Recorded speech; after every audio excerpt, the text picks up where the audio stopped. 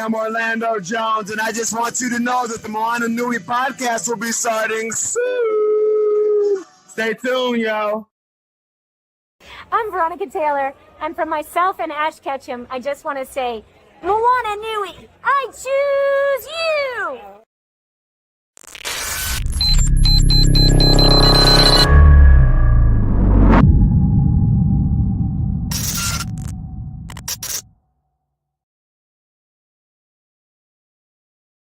So, hi everyone, and thank you for joining the Moana Nui podcast. We're so excited for you to be joining us for tonight's episode.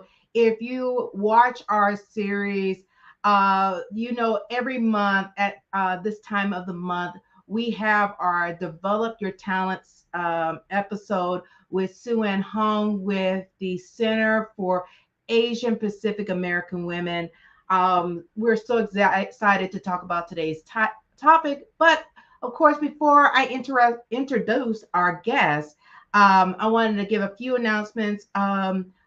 First, our friends at Freestyle Comics, they are getting ready for their FSK Con, a comic event that's been growing since the start of this indie comic. It's going to be taking place at a local school in Columbus, Ohio, where they're going to be having art, comics, games, contests, presentations, panels, and so much more. It's a great event to geek out, learn about future careers, and see characters that look like you. It is both in person if you're in the Ohio area and a virtual event. So you can join whichever way is comfortable for you.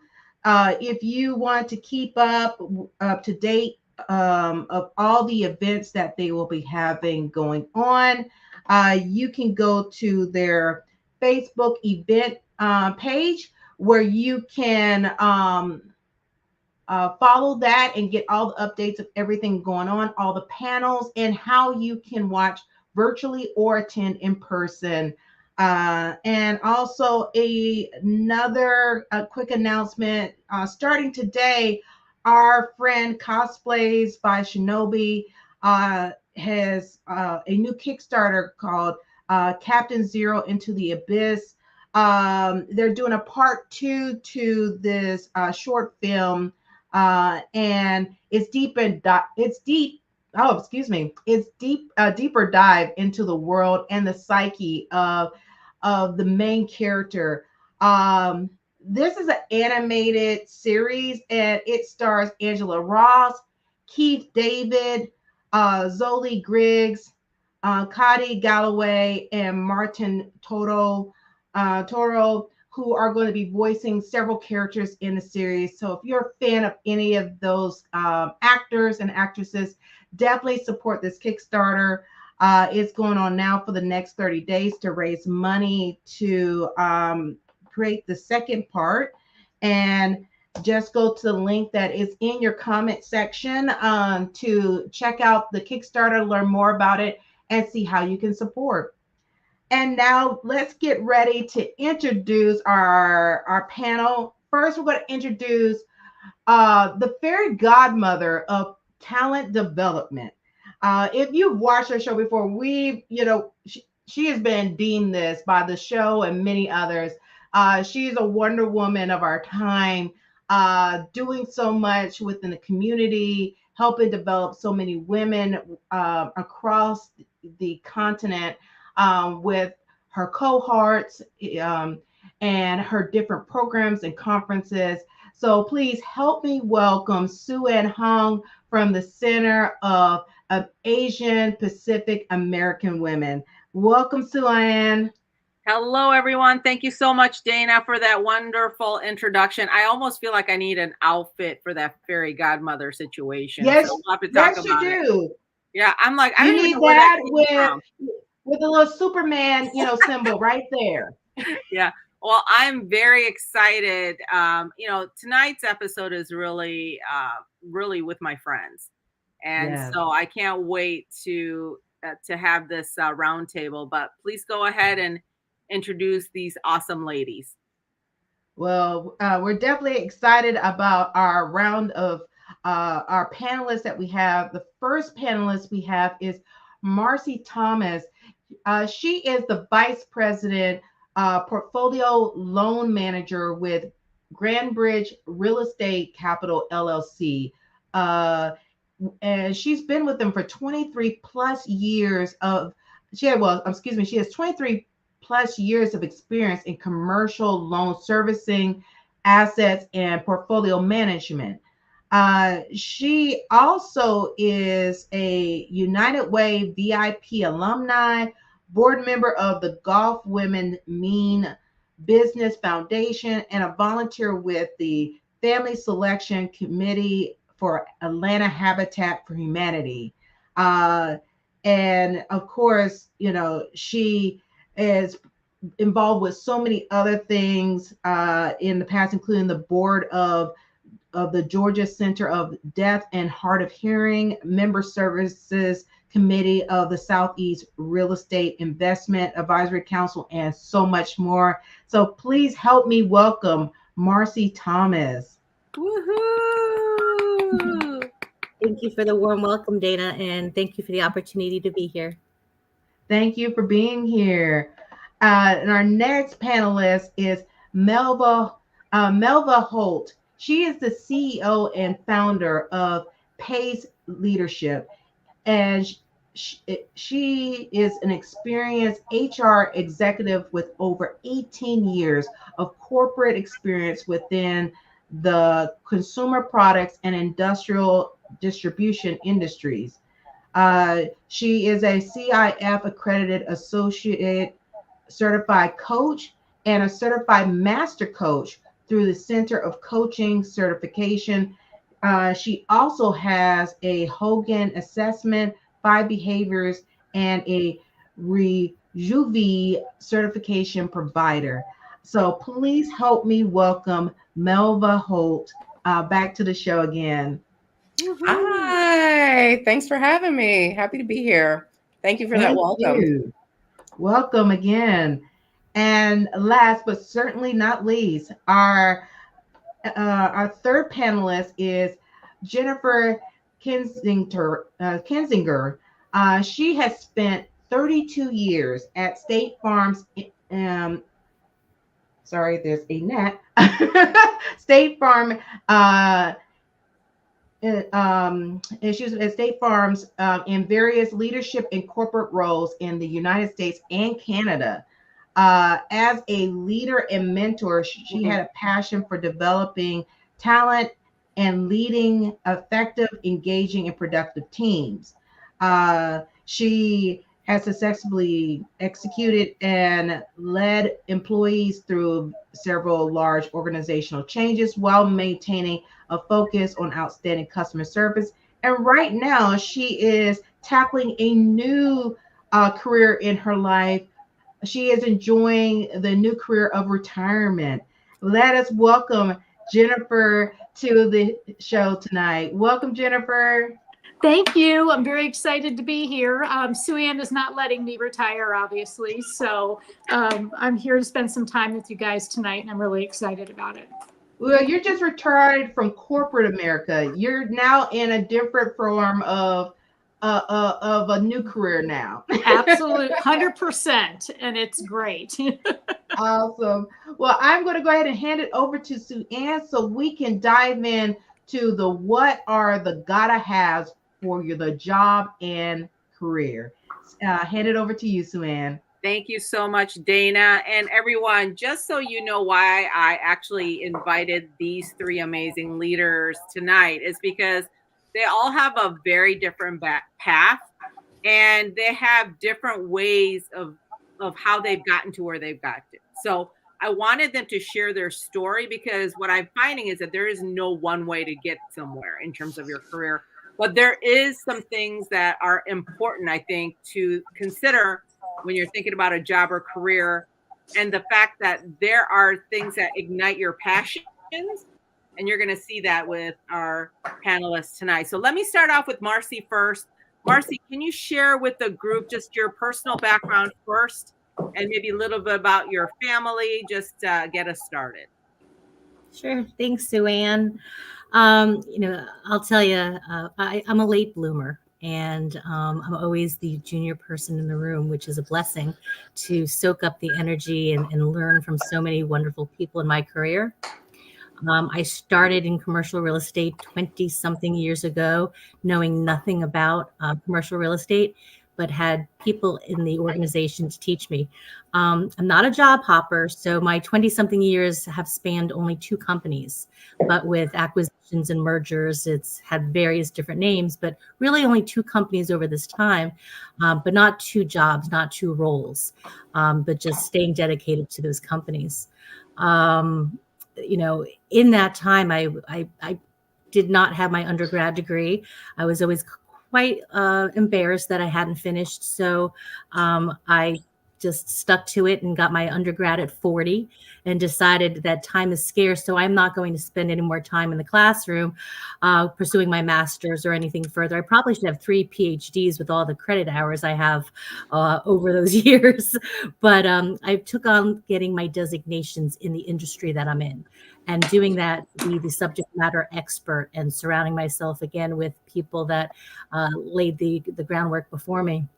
One thing that Dana hadn't mentioned, which is kind of new to my portfolio these days, is I've taken on in the industry through the Mortgage Bankers Association the role of DEI vice chair, which I am so humbled to be able to be part of in my industry of white man banking world, and that transformation that's happening in that space, as well as the philanthropic chair for one of our subcommittees.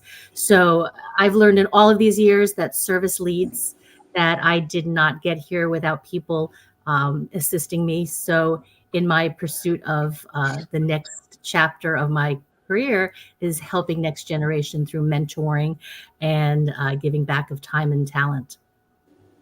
Well, first of all, congratulations on your new role, but that capacity continue to expand, Marcy. I know, I don't know, have you said no to anything before? I'm just saying.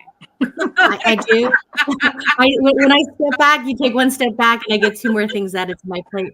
But you know what, Sue Ann, that's a really good point, is that you resize your day, your week, your life for the things that you're most passionate about. That's right. And so this is a great infusion of energy for me to go back to home base and whatever I'm doing to feel really excited about, the impact that I can have just sharing my story and I love hearing it. the stories of Melva and Jennifer. So thank you. I love it. Thank you, Marcy. Melva. Yes. So I'm inspired by your story, Marcy. So thank you so much. I love being here and meeting other wonderful women. For me, I would say I'm on my third career now at this point in time, which is I can remember being asked what I wanted to do when I grew up in high school, in college, and I was always like, grow up. Like, what does that mean? I have no idea. So I always say, I reserve the right to change my mind, and I only, every 5 years. So let's keep going. So a little bit about my career. I went to school, got my undergrad in chemical engineering, and started right out of college at a large organization working in a manufacturing facility as an engineer, learning how to do all the things that I had studied for a number of years. I worked started leading people in maybe about the first year point in my career, and stayed leading people and doing engineering a little bit on the side for the next 3 years. So I spent about 4 years in that overall. And then I said, you know what, there's something else I wanted to do. I had no idea that it was called HR, but I knew there were things I enjoyed doing. And someone actually had to share with me, well, that's actually what HR does. I knew I liked developing people. I knew I liked really kind of doing what we would call culture work. At this point in time, I don't know what we were calling it back then, but they pointed me to HR, and that started a career in HR, which was another 14 years.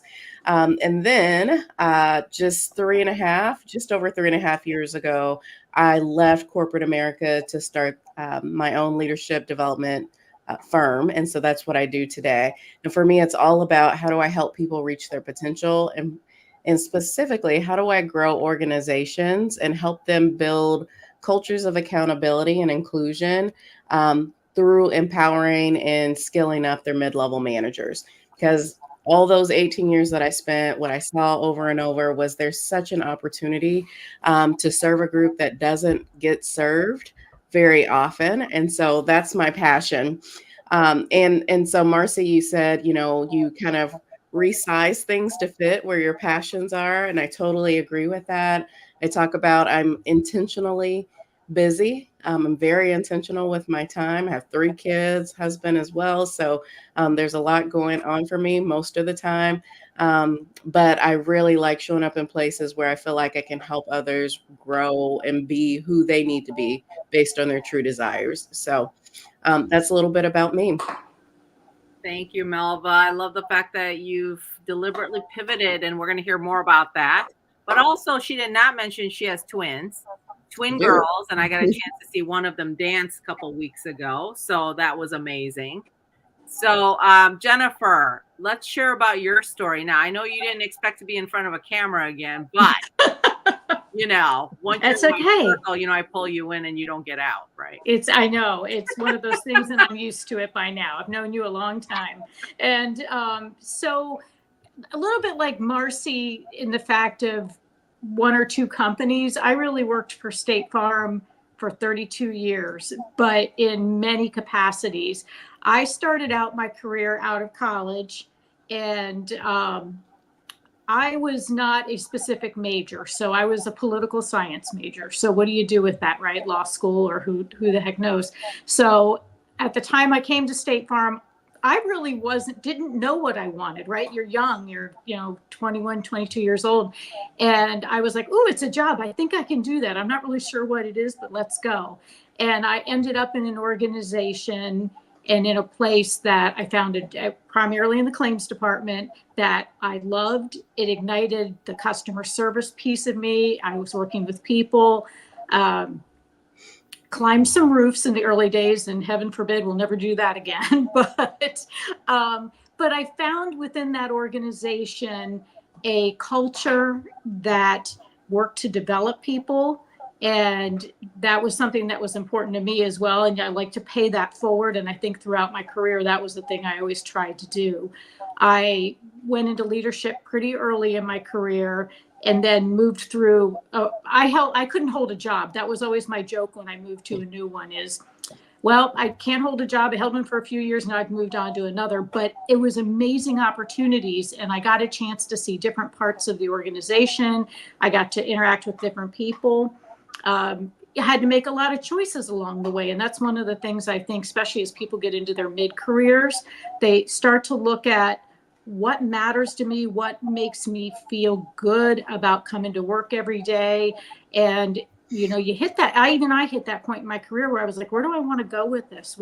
Where can I make a difference? And I hit a point where I recognized that developing people and leading people was what made me happy. And if you're happy in your work and your career, you make a difference to other people. And then you get to see, I watched young folks come in behind me, and then some of them leapt ahead of you. And that I was so proud of that. And it was, as I look back on my career, that was the biggest thing, that passion about what I did and the difference that I made to other people. And hoping that they're paying it forward too, right, as they develop in their careers. I'm now, I think Sue Ann noted that I recently did, actually kind of officially retire. And so now I'm in a kind of a second phase of career, right, that will happen to some of you at some point in time. And it's what's really fun, right? And you start honing in on what else do you like to do. And I spent a little bit of time for a couple years, and I went out of the claims arena into the sales side of insurance and working in commercial. And that opened up a whole new world, met a whole group of new people when I moved here to the Myrtle Beach area. And then, education, continuing ed, I still do that. I even found recently that I can take university college courses in South Carolina for free because of my age. So, but as a career, moved a lot of places. One of the things, maybe we'll get to it somewhere along the way, is that in some organizations, mobility becomes a big thing. And that was one of the things I had to grapple with family. I have a daughter that's now grown and married, but when they're young, how do you do that? And does that work for you? And what are the limitations that you have by choice, right? And how do you live with those, or how do you make decisions about that's what's right for me? And then what kind of career decisions do you make from there? I love and it. now I'll shush. Well, all three of you are in different places in career, and I think that's what I wanted to, demonstrate, because this is there is not one path, but there are ways to get to success. So, Marcy, how do you define success? Like when you look at your career, how do you define that? Joy. For me, it is, do I regret the decisions I've made and where I'm at? Or do I feel joyful about where I am and my surroundings? I really like what Jennifer said when she led off about it being the right culture for you, because our stories are all so different. But picking an organization, whether it's a career, a volunteer position, a job, a leadership role, a board, it's got to be the right culture for you. And so I define success for myself by not my paycheck, not the, the retirement plan, not the flexibility of, telecommuting versus in office. It's, am I fulfilled with the work that I'm doing? And am I proud to be able to share that story with others? And I wouldn't replace that for anything. So I feel like I'm in a successful place. Are there people that have outpaced me? Sure. Are there people that are still trying to play catch up? Yes. Their story is not my story, nor vice versa. So I think that when I stopped looking left and right and I stayed in my own lane, I really could measure the success between me and my own finish line, not me and others. I love that, Marcy, because you're defining what success is for yourself that has nothing to do with other people. And then the second thing I loved what you said about is the fact that, the fact that you got your degree when you were 40. And you started your career when you started it. It wasn't this linear path that you made. One thing that I was curious about, how did you get into the commercial side of things? Like, what was the impetus that got you there?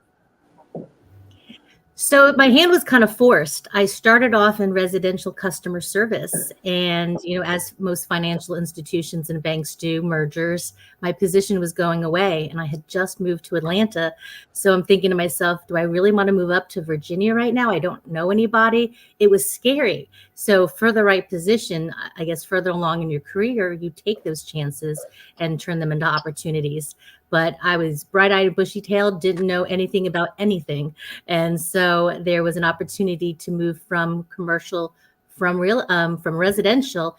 And it's kind of funny because it's like it was SunTrust Mortgage at the time, come full circle to be back in the SunTrust house again with Truist. But it was, I don't know what I'm doing here, and do I want to continue? And this headhunter came in and interviewed all of the personnel that were being displaced, and everyone was so impressed for going out for a fancy lunch and bringing their resumes and looking their best. And I come in, again, not knowing the business accoutrement of how to conduct yourself in these interviews.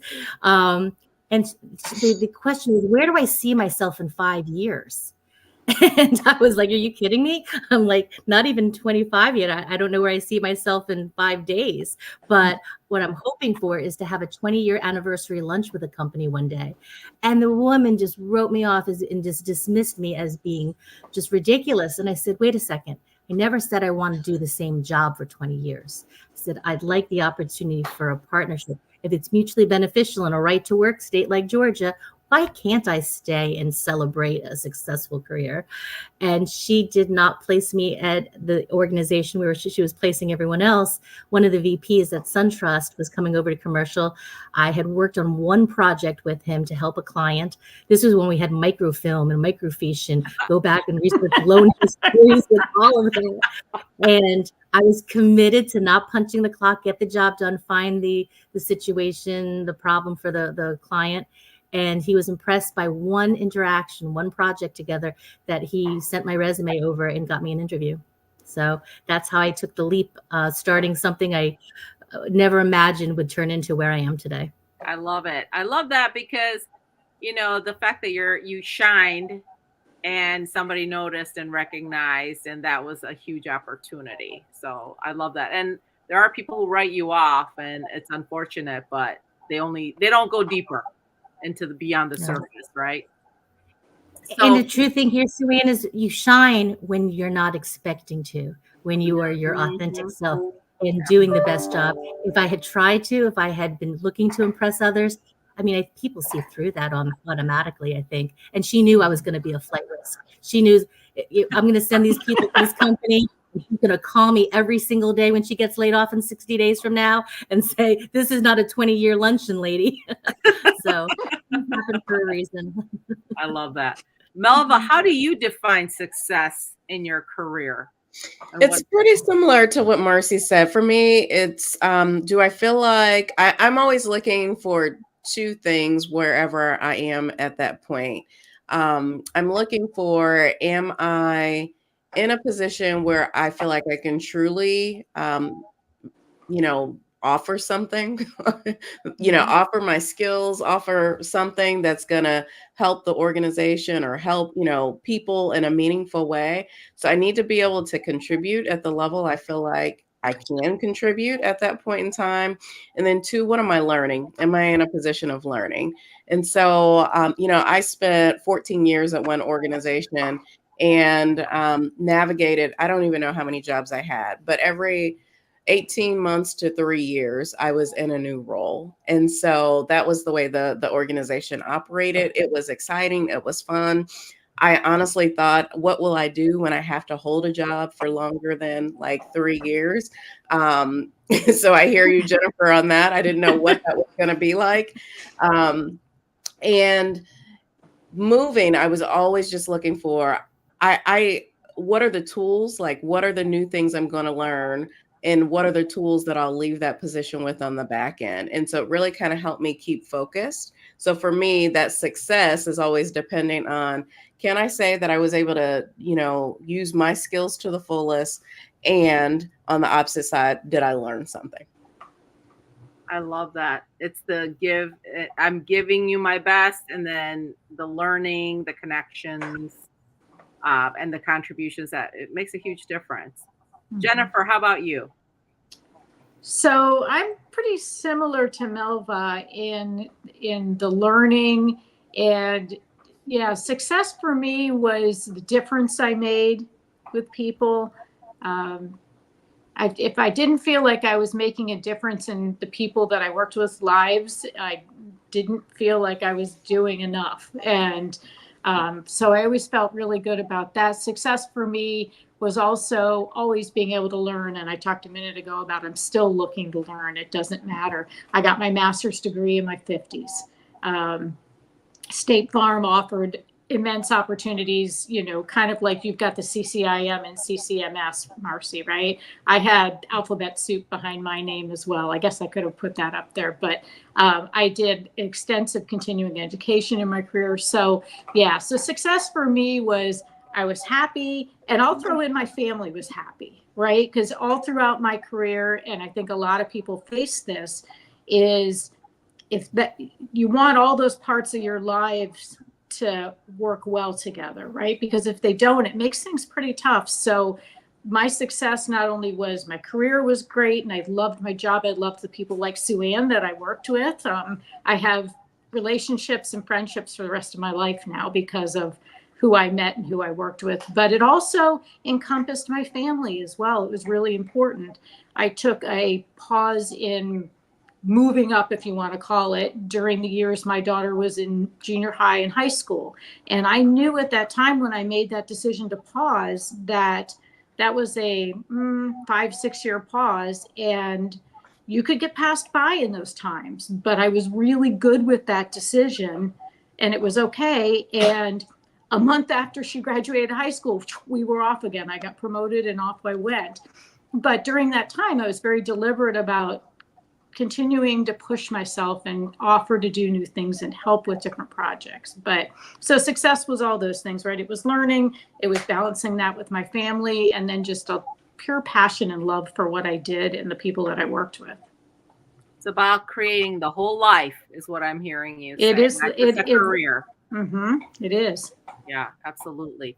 Were you guys aware of your values when you decided that you were going to pursue your career? Like, was there some specific things you were looking for in terms of aligning with your values? I'm always curious about that, because I feel like half the time we're falling into situations or jobs and things almost accidentally.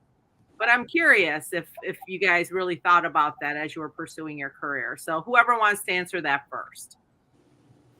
I'm happy to start. Absolutely. You know, when I think back to when I was 22 and about to enter the workforce, I had no clue what value, you know what I mean? I did not have a word for it, but I was looking for what felt right. And so I can remember interviewing with companies and going to visit their sites and walking away, and they're like, wow, we want you. And I just would have this feeling of like, ugh, I can't put my finger on it, but that's not it. And so when I found, my first organization, I felt like it was so right. I felt like it was perfect. It was like walking into a warm hug for me. And I was like, oh, this is great. And for me, that was important because it was the exact same feeling I had when I chose the college I went to. So, 4 years prior, I had a dream school. I just knew I was going there. I showed up on campus and I hated it. And I had obviously applied to other schools, thank goodness. And so I went to the school that I just applied to because they waived my fee. And I loved science and technology. And I went to I had been accepted months earlier, and it was the last place I visited, and it felt the same way. So I knew I had some guidance for that. And, every place that I went, obviously over, 18 years, you love some things. There are places where maybe, you're ready to get out of them a little bit quicker than others. But every single time, culture was huge. And for me, if the culture was not what I wanted it to be, I tried to figure out how I could make that place better. So I always wanted to leave a place better than I found it. And insert warmth and authenticity into it, and whatever that looked like in that situation. And so when I think about choosing the next company, when I left that 14 years and going to the next place, it was absolutely about that as well. And I will tell you that, what sealed the deal for me there is I remember interviewing, and I accepted the offer, and they were having a senior HR council meeting, and I needed to leave on like a Sunday to get there. They were going to start Monday morning, and the CHRO called and wanted to speak to my husband, and told him he really appreciated, he understood the impact on my family and really appreciated, understanding and, not allowing me, but really understanding that I needed to come out and just be in a support there. That was like a game changer. I had never had that happen in my career. So, I knew the values of at least the people I was going to work for, their heart, their values aligned with where I was, because family is absolutely first for me in everything that I do. And so that was beautiful to see. So it's absolutely been important. I love that. It's like this putting your whole, again, it's the whole life. They're looking at the whole thing, but also you seem to be pretty good at your gut instincts, listening to your gut early. I don't know if we all trust our gut instincts back then. I'm just saying. Yeah, I learned it. And Sue Ann, I will tell you, when I have not followed my gut, the decision is regretted every single time. Now, luckily, I don't have that many, but I can tell you, every time I haven't followed it, I have regretted that. Yeah, that's a good thing. We all have to, listen to probably ourselves a little bit more. But Marcy, what about you? What values did those things influence your decisions about career or place to work? So because, like I said, there's really only been two major organizations I've been with. It was the subsets of which position within the organization best aligned with my values, my work ethic, and where I would succeed most. Where could I contribute the most? Where would my voice actually be heard? Mm, Um, yeah. it wasn't so much as an intuitive voice for me, so much as sometimes learning by fire and the bumps and bruises you learn along the way. So, in deciding which team to work for, which manager, how long do you stay? Do you pursue another opportunity? I've discovered about myself, I'm a very dedicated teammate. And I'll stick it out as long as I need to. If you need me to mop the floors, I'll do that. But there's going to come a point that I'm going to ask you, do I still need to be mopping the floors? This is the best use of my time, but if you need me to do it, I will. So with some managers I've had in the past, I knew in my gut this was not my happy place. But, okay, can you change the narrative? Can you make this better? Some situations, yes. Some situations, absolutely not. And I had to make some tough decisions for myself. Is it time to pack up and move out? And what do I do at this point? So it wasn't necessarily, oh, I don't know if I feel good about this. Or I think I feel really good about it. I was always learning in these positions, and it's like, halt, break. What just happened here? Who is this nook in my way? And this person is not Team Marcy. And I don't know that I'm going to thrive in this environment. So to be my chief operating officer is probably the worst job that anyone's ever had, because I want an open door, closed door meeting with you right now to talk about some things, and then we'll figure out the best action plan. Like I said, I've never left an organization, right? I grew with them. Your loyalty is huge. I mean, that's something that and by the way, she's like that with friends too, FYI. But at the end of the day, though, you're still making conscious decision where you stay within that department or not, based on, sounds like, how is this going? How does this feel? Like you're still listening to your gut, even though you're not saying that. Maybe so. I can see that. Like, they leveled up when they got me on their team, quite honestly. And know your worth. Know your worth. Absolutely. Know your worth. But now let them pay the tax on it too. Know your worth. And it's been paid back in spades, immeasurably, because it was a learning opportunity, not to go unnoticed that there was situations that had to improve. But I am where I am today, and probably a more mindful manager and more, I guess, agreeable teammate from having to have some real life scenarios, because it's not sexy and glorious day in and day out. We're grinding, we're working, we have a purpose, but collectively, is this stealing my joy? Is it ridding me of my happiness? And is it giving me more stress? I don't mind good stress, but is it giving me negative stress and negative energy? And if so, then you need to change. You need to make personal changes. You need to make professional changes, but you have to invest in yourself and have the courage to do it. I wish I had the courage that Melva had to be able to say, I'm going to change my career. But you know what? I've been so content, not complacent, but content with it. I haven't had a need to yet, but that doesn't mean that in the next chapter, my journey doesn't change. You have to be open to those possibilities. Absolutely. Paying attention, right? Mm-hmm. Mm-hmm. And, again, there's no one path for everyone. There's, it just depends on where that leads you, right? That Melva's listening to her gut, big time. And it's working for you. Marcy, You're very strategic about, but evaluating that joy piece. I love the fact that you said that even happiness has caused stress. It's so true. You guys, It is so true. The good things also can cause stress. Yeah. Promotions can cause stress, right? Oh, yeah. So absolutely. Jennifer, how about you? So values. So I probably was much like Melva again in the early years. Not sure I knew what those were. It was more of a gut instinct about this feels right. But as I stayed with an organization and moved into different roles in different areas, then you start to realize what's important to you. And, one of the things with the organization I was with was I never felt like I was asked to do something that made me cringe in this. And I mean that in the sense of something that felt just in the gut wrong, right? It was ethical. It was, let's do what's right. If it's gray, let's do that in favor of the customer. And those were the things that resonated with me and probably kept me in that organization all those years, because I always felt like I was doing what was right for the people that worked with me, for me, and the customers we serviced. And I think if any of those, and there were a few times those went a bit awire. Sue Ann can probably speak to those days, right?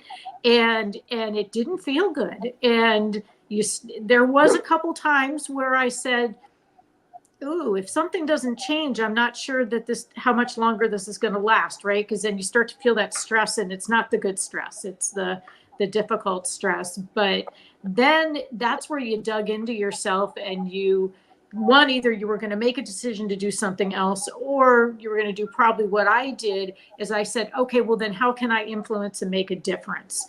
What is it? What are the skill sets I have? What are the the people that I work with that I think we can, shift mindsets and do those kinds of things.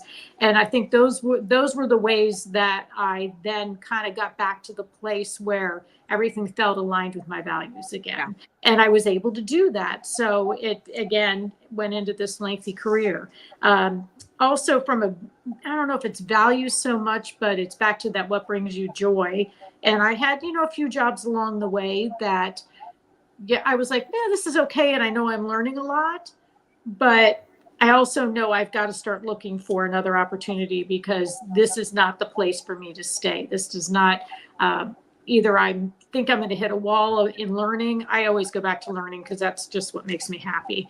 And my daughter thinks I'm insane, but she's like, really, Mom? But, but, every time I went back to, yeah, this feels right. And this is what I need to do. This is where I need to go. This is how I have to do it. And then who are the people that can help me? That's another thing. If particularly, whether you're with a single organization or you're mentoring and doing work outside, and there goes the dog. I knew that was going to happen. Corgis are tenacious. And, but then you start also looking in the organization to who are the people that can help you, right? That's that whole connection piece. And you want to look, I think you want to look at that, and, who are the people that you admire, maybe. So they're people that you not copy, but right. You look at what did they do with their careers. You reach out to those kind of people, and all those things. And again, you tend to go out to people like, Sue Ann's a good friend of mine, and I think we have very similar values, and people like that are great to have in the organization, because when you reach those hard spots about decisions, you don't have to be alone to make those decisions, right? You can go and you can reach out to peers, people above and below you, for guidance, and, you dummy, or hey, here's a good way to approach that. Here's something else to do. So, very true. But it goes back to that. It felt right, and it energized you. Yeah, absolutely. Well, I was curious, who is what, you don't have to name names or anything, but I was curious about who's the best boss you've ever had. And like, what did they do that made you feel like they were the best boss? Jennifer? Yeah, I'm thinking. I can name a few bad ones.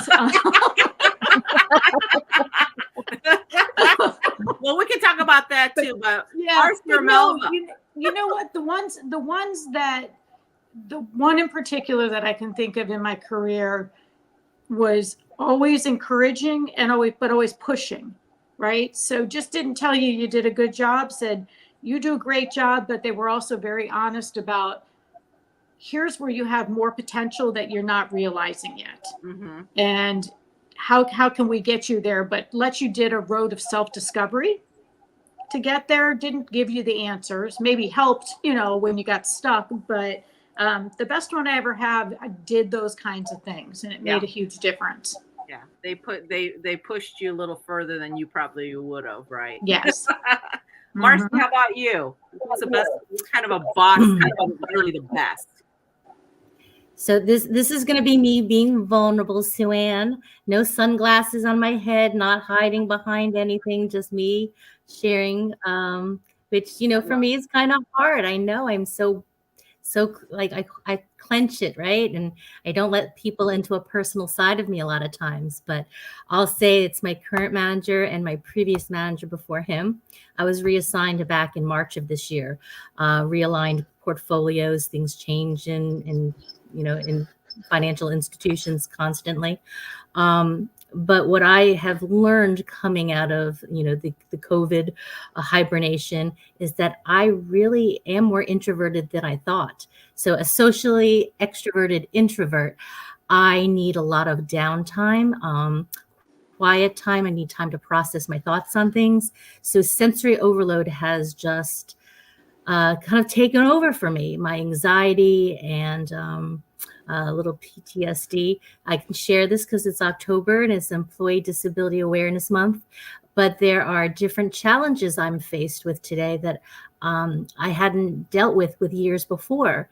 So having a very supportive team, having very supportive management that I can approach with these vulnerabilities and share that sometimes may not be the best days, but holding me true to what I need and like being that lifeline. Like we have a weekly scheduled video call, and sometimes I need that. I'm a little detached being here all by myself working, which I enjoy, the process, the style of it, but I still need to engage.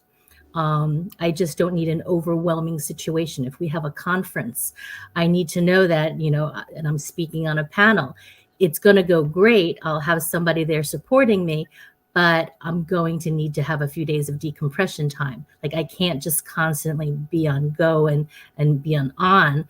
That being mindful of don't stack up my calendar with calls all day because it's going to exhaust me. So I've really found it very helpful to have my two most recent managers, given the state of climate and change and everything in organizations these days, to be my advocate.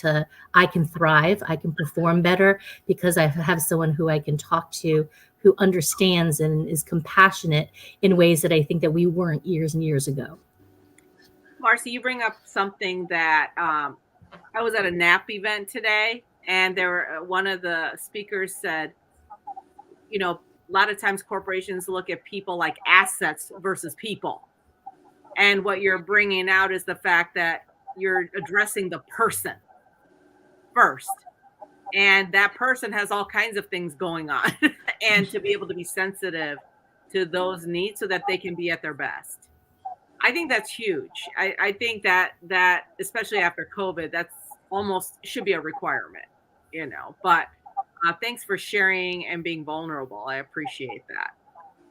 Melva. Thank you for asking. Yeah, I've had really two that came to mind, and for very different reasons. The first person who came to mind was someone that I felt like really saw me for the first time, Mm. um, and saw me both at the human level, saw potential that I had, and gifted me with feedback to help me pull that out. And then also advocated and cleared space for me to actually be able to do that. And so, very powerful to have someone who gets you. The pieces of me that they didn't understand, they were curious about and wanted to learn. And there's a lot going on in this world, as there still is today. But at that particular time, that really hit home. And so I really appreciated the care and the concern for me, and then how they helped me to build my career from that point. So that's the first person who came to mind. Then the second person was someone who, honestly, everybody has said that this person is incredibly tough to work with. We don't know how you're going to do it. when I was interviewing for the job, this is the toughest person. Are you going to deal with that? Okay. And I found that individual to be just fine. We had a wonderful relationship and we built trust really quickly. And I was just given autonomy out of this world. Like I was just trusted to lead and be strategic and do the things that I was brought in to do with, obviously, discussing, and I have to bring people along, but like just trust it fully to Yeah. do what I needed to do. So I had a freedom that I hadn't felt before in my career, like in that way. So, those two, I wouldn't be the person with the autonomy if it weren't for the first person who helped to cultivate me into truly showing up and developing and being comfortable with what my superpowers are and being able to bring those to bear. I love the fact that you started off by saying I felt seen, and I mean, I know that's something that we've talked about, and I think that that's huge because you don't want to be just a number, right? Yep. And what do they say? Like they always say that you leave your boss, you don't leave the company, right? And that is true. I've experienced that myself personally. But thank you for sharing that. I was also curious, since Jennifer brought it up about the bad bosses. one quality that you're like, I can't work for this person. One quality, what is it? They lied. Ooh, integrity. Yeah, I would go the same way because I was going to say I couldn't trust them. Trust, integrity. Marcy? For me, it was rigidness, not being open-minded. Other people have possible contributions and knowledge. Just it's my way or the highway type of mentality. Yeah, I love that also. And I'm going to say it's all about me kind of a boss. Yeah. It's like, really? It's a very they can manage upward very well, but they're not very good with the people. So yeah, it's all about self-awareness. Yeah, the lacking of self-awareness. Oh my gosh, and they continue to get promoted, right? Really? So, yeah. So let me ask you this: how are you managing your whole life? Like, give me some examples of what are you doing to manage your life? You guys all hinted at different things, but I want to kind of be a little bit more explicit. So how do you do that? What are you doing?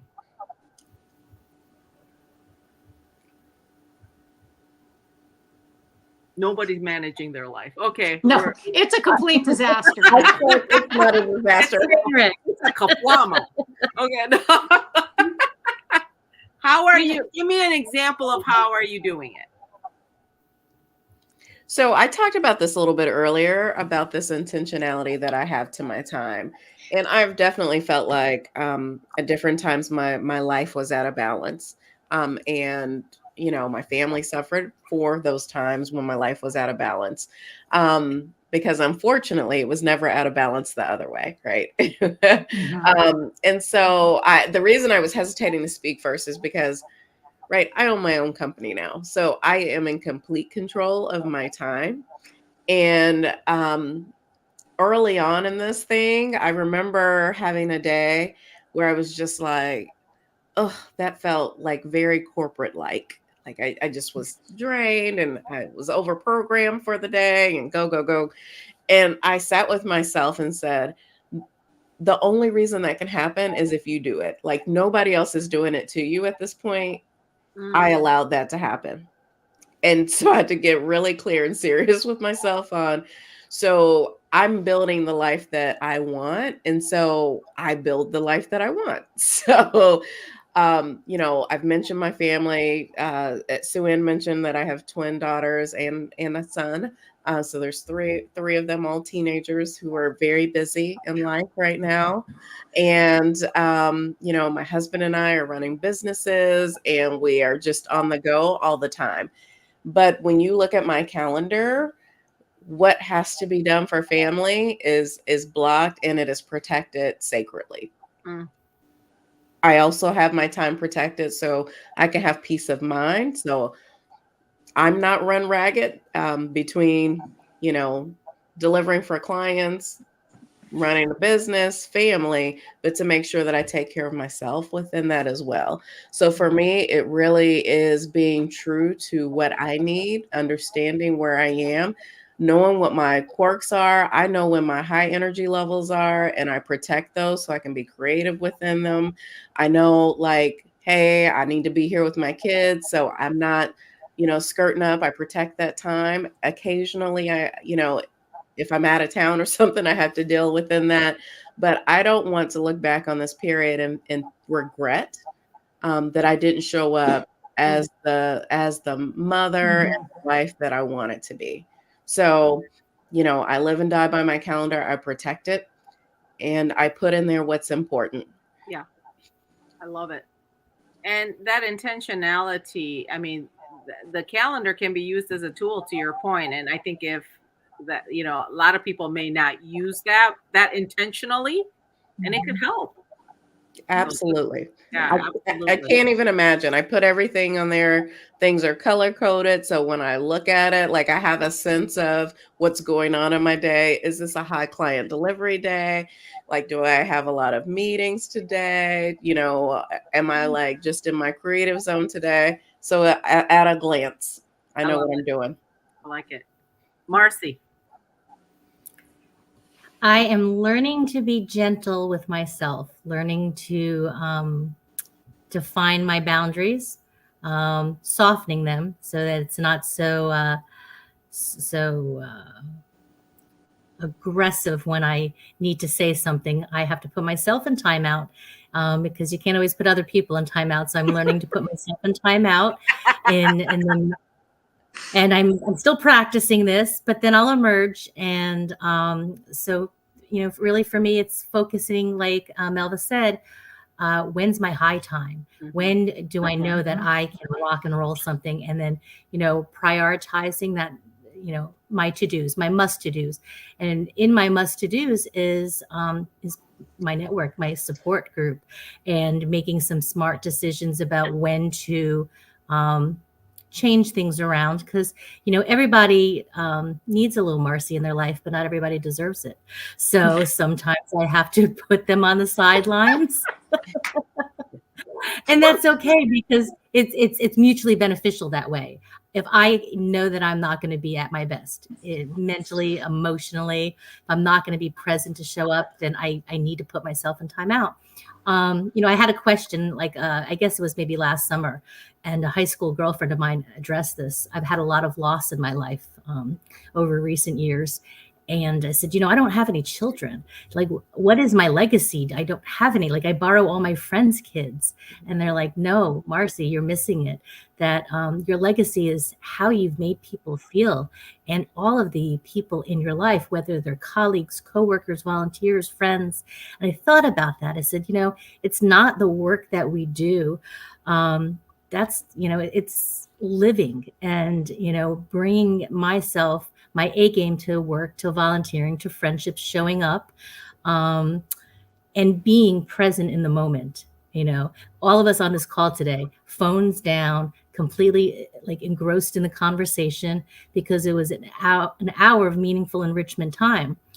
So for me, that's how I'm learning to do better, and to kind of learn from those things that you see in the rearview mirror. Like being able to have friends that can call you on your stuff in a gentle way and say, yeah, I can see that. But what can I do to fix this? How can I make things better? How can I learn and grow from it, instead of, well, that was great, thanks for telling me, and then just moving along, actually processing things better. I love that. And I love the fact that, you said fix it. Sometimes you don't need to be fixed. Fix, you are who you are, right? And that's kind of where I'm at now. I'm like, take it, don't take it, modify. Like it's kind of like I'm not attached to the conclusion. It's kind of, I think there's a little bit of a freedom to that, to say I'm not married to the conclusion, and hey, it's okay.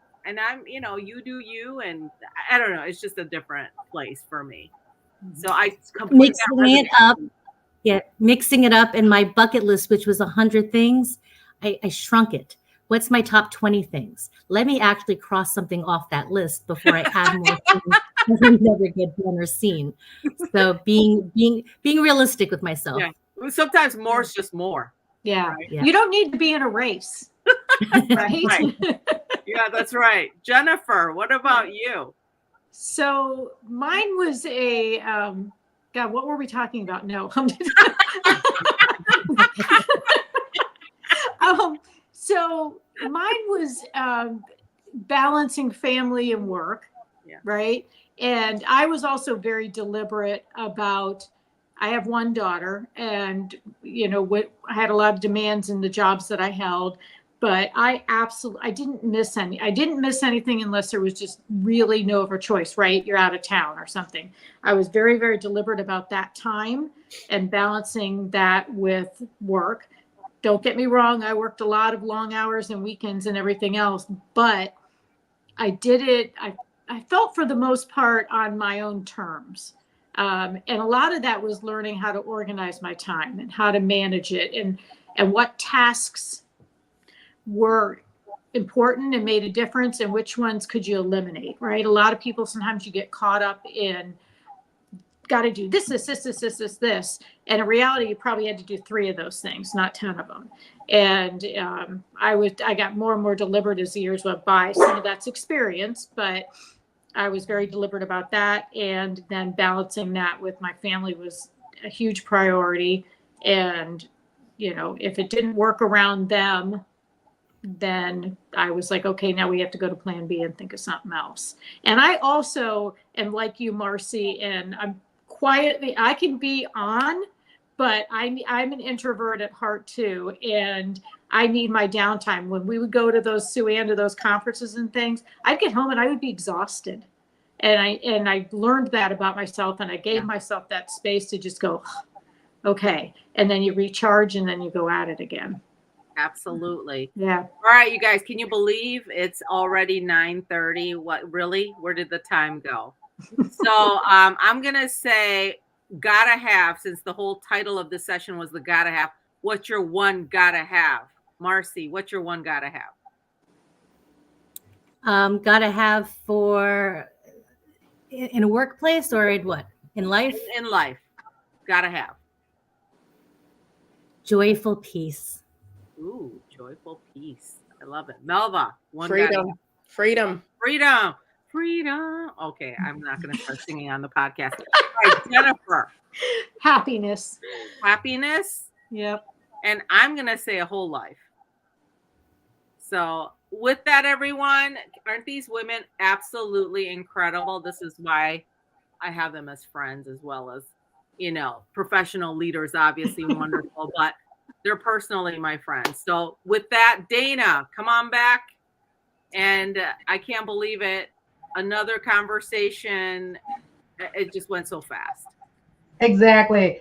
And it's so funny. I tell so many people when they come on, they're like, what are we going to talk about for an hour? I'm like, with the right people, it goes by so fast you don't realize the hour has passed by. And this is another example. Every time Sue Ann brings some powerhouse, people on the panel, and it just goes by so quickly. You're taking all these nuggets, and you can apply them or see how you can ingrain them into your own career path and your own life itself. So definitely like to thank Marcy, Melva, and Jennifer for your time and also sharing your nuggets with all of us tonight and everything. And for those that are watching and want to know, like, either wanting to book you at their company or at an event, or how to reach out to book your services, can you tell them how they can reach out or follow you on social media? We'll start with Marcy. Oh, goodness gracious. I've never been asked that question. They don't like me to share where I'm in the witness protection program. We might have to go through Sue Ann. It has been a complete joy and blessing to be here today. And anytime you want to have another conversation, I would look forward to it. Awesome. Contact me if you Melba. want Marcy, and then she can screen. Okay. I am on LinkedIn, not active user as much as I used to be, but I am on LinkedIn. Yeah. Okay. So you have to go through the Moana Nui podcast, who will then go through CAPAW and then get approval, and then we'll connect you to Marcy. There's a process and procedure. Exactly. You have to go through 2 levels of verification and approval. That's right. We may need to do some process improvements. I'm going to filter my dating app through you next, Dana, and then we have a third line of defense. Melba has a more straightforward. I do. You can find me on LinkedIn. I'm Melva Holt, the Management Maven. You can find me on Instagram, Melva Holt, or my handle's Management Maven. But the Mint Management is missing the E. But if you search Melva Holt, you can find it, or visit me at paceleadership.com, PAISE. Okay, that needed a Gantt chart. More straightforward, though. All right, Jennifer. Well, Jennifer also has to go through the Moana Nui podcast yes, and Sue Ann. Yes. Yes. Call Sue Ann. She can find me. Facebook and Instagram is probably about it. I'm not real active on LinkedIn anymore. Well, why is this the hardest question the whole night? Why is this the hardest question? Out of all the questions, I asked the hardest one. Oh my gosh, that's so funny. We do not have fun at these podcasts. We're very serious. Okay. But sometimes you need some laughter. It's that glue to keep that rapport going, that conversation going, and building that bridge and everything. So basically, call me. Exactly. To book any of these individuals. Exactly. Well, of course, everybody, I thank everybody who's watching live and those that are watching on the recording on our YouTube channel. Definitely like, subscribe, and click the notification button so you will get the notification of when our episodes go live, so you don't miss any of them. You can interact with us in the conversation, in the comment section, ask questions and such, because we always have our Develop Your Talent segment with Sue Ann on the 3rd Thursday of every month at 8:30 p.m. Eastern. So definitely put it on your calendar so you can tune in for some of these nuggets and things to help you develop not only your talent, but also your professional development to help you on your path of wherever you want to go in your career. With all of that, everyone, we'd like to thank each of you for tuning in. Also, a friendly reminder, as you see at the bottom of the screen, you see a QR code.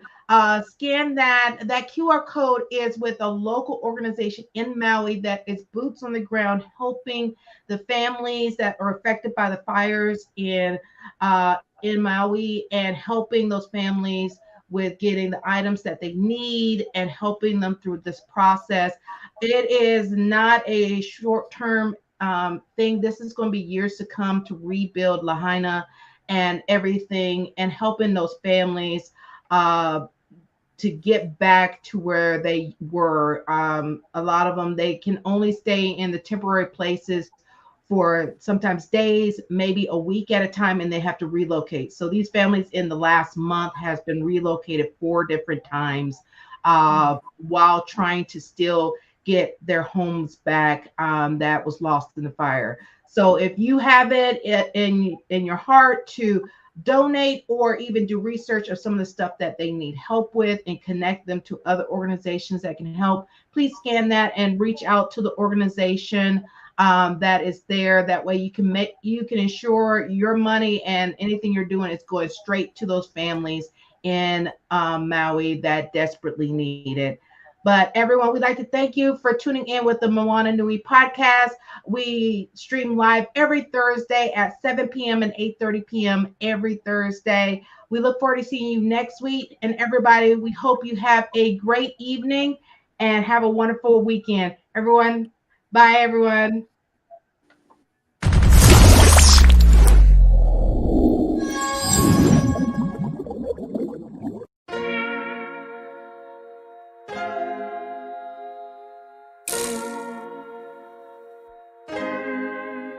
So many stories left to tell, even if we have to ourselves. Can't keep history on the shelf. If we won't tell it, we will. If this the land of the free, it was a freedom then. When they annexed Hawaii and called it Cedar Lands, without any type of payment and no signing off. Called themselves the Republic in 1894. 1.2 million acres overtaken from the native Hawaiians. When they resisted, the West retaliated in violence and erasure. The Hawaiian language is banned as part of colonialism's plan to expand, yeah. Stuck between a rock and a hard place. Multiple bombings of Kaho'olawe as a part of their ongoing war with Asia. Used it as a place for target practice. No consent or compensation. Colonizers call for annexation. No work out for all the locals. School will never let you know. So many stories left to tell, even if we have to ourselves. Can't keep history on the shelf. If we won't tell it, we will. Too many stories left to tell, even if we have to ourselves. Can't keep history on the shelf. If we won't tell it, we will. We will. So if we put Hawaii into perspective, well, Black and Asian history is interconnected. Considering the fight with the Pacific, then of course versus Asia, they was treated as a middleman for war, but didn't let the Western colorism run its course. Cause dark skin was a sign of dignity to core. The land was taken in the name of capitalism, when prior to it was an actual kingdom. Clap back at the system. Stuck between a rock and a hard place. Multiple bombings of Kaho'olawe as a part of their ongoing war with Asia. Used it as a place for target practice. No consent or compensation. Colonizers call for annexation.